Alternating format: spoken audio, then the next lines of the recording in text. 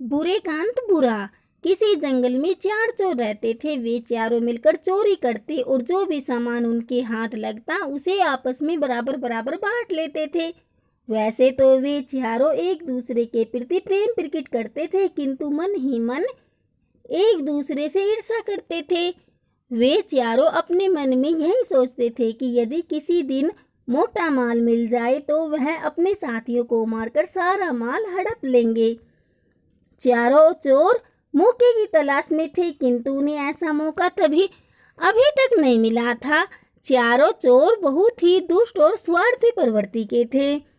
एक रात चारों चोर चोरी की इच्छा में इधर उधर घूम रहे थे। उन्होंने एक सेठ के घर में सेंध लगाई और घर के अंदर घुसकर सोना चांदी हीरे जवाहरात रुपया पैसा सब कुछ लूटकर भाग गए। चारों चोर पुलिस से बचने के लिए 2 दिन तक जंगल में भूखे प्यासे भटकते रहे। सेठ ने चोरी की शिकायत पुलिस में दर्ज करा दी थी। सेठ की पुलिस विभाग में भी अच्छी जान पहचान थी। चोरों को पकड़ने के लिए शहर के चप्पे चप्पे पर पुलिस फैली हुई थी। जंगल से निकलना चोरों के लिए खतरे से खाली नहीं था। चोरों की इच्छा थी कि अभी वे कुछ दिन जंगल में छिपे रहें।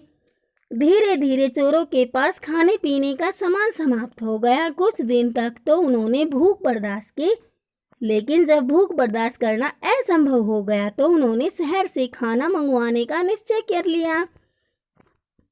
आपस में सलाह करके 2 चोर शहर चले गए ताकि वहां की स्थिति का पता लगा सकें और अपने साथियों के लिए भोजन भी ले आए। उन्होंने शहर जाकर भरपेट खाना खाया और खूब शराब पी। उसके बाद उन्होंने योजना बनाई कि वे अपने दोनों साथियों को मारकर सारा माल खुद हड़प लेंगे। दोनों ने योजना को अंजाम देने के लिए खाने में जहर मिला दिया और जंगल की ओर लौटने लगे। दोनों चोर अपने अपने मन में यही सोच रहे थे कि खाना खाकर जब वे दोनों मर जाएंगे तो मैं इसे भी मार दूंगा और सारा माल हड़प कर अमीर बन जाऊंगा।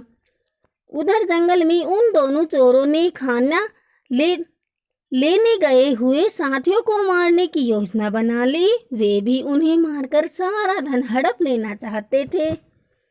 जब दोनों चोर शहर से खाना लेकर आए तो जंगल में ठहरे हुए चोरों ने अपने साथियों पर हमला कर दिया और उन्हें मौत के घाट उतार दिया।